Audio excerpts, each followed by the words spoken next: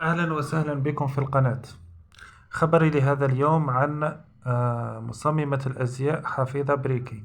فبعد الجدل الحاصل الذي وقع في مهرجان اللباس التقليدي في الجزائر، وعن اختياراتها الخاطئة للفنانين وخاصة ريم البارودي المصرية التي أهانت الجزائر، خرجت حفيظة بريكي وردت على كل تلك